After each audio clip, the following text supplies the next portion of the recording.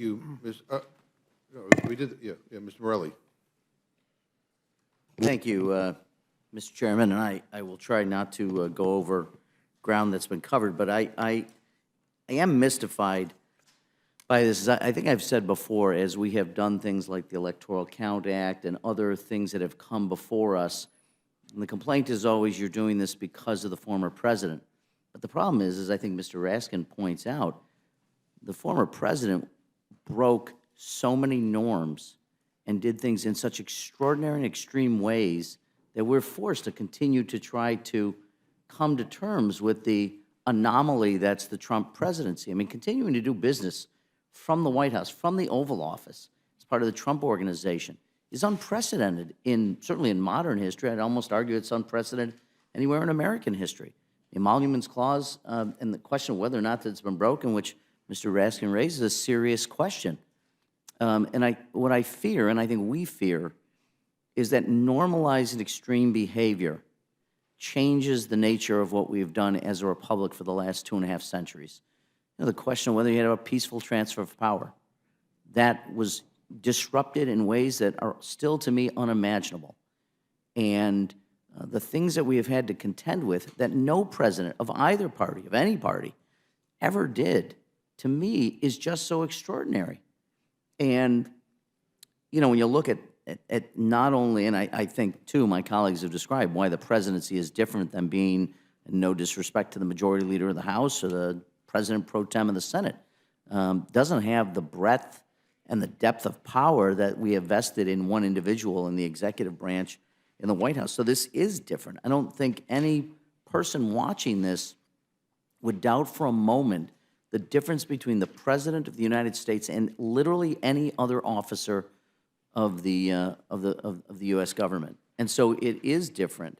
And, you know, the failure to conduct audits by the IRS, even though they have a mandate to do it, is troubling. I thought I read this morning one of the accounts, the former IRS commissioner appointed by President Trump during his term, saying, I don't understand how this could have happened, and you need to investigate why this didn't happen. Saying that was a former IRS commissioner saying that.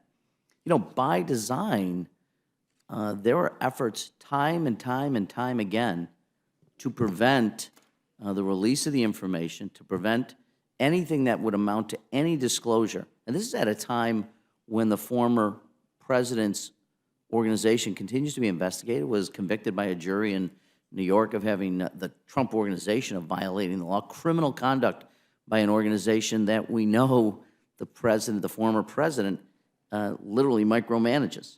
And so this is just, the norms have been destroyed.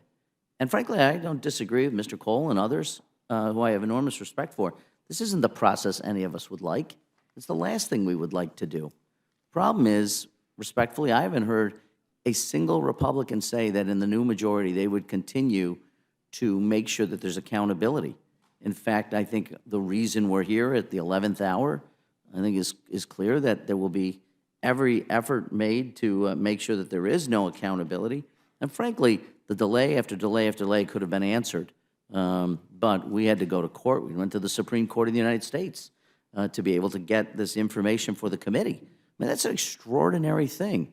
So, you know, I'm reminded, I think it's President Lincoln defined a hypocrite as the man who murders his parents and pleaded for mercy on the grounds he was an orphan. I mean, we've delayed. You've given us literally no choice, literally no opportunity to do anything. And so here we are at the 11th hour, and I agree. Frankly, I wish I believed there was more good faith effort that we could have a deal. And honestly, in a few weeks, we'll be able to have that opportunity. We'll see what the new majority does as it relates to safeguarding the interest of the American public. That's what this really is. I don't really care about Donald Trump or his business interests or what his wealth is or anything else personally, except he's not a private citizen. He's already announced for the presidency. He is a public figure, has been, and will continue to be. So I don't want to belabor it. I appreciate the opportunity, Mr. Chair, to comment on it. And I certainly appreciate the gentlelady for coming here, and I'll support the rule and the underlying bill. And I yield back.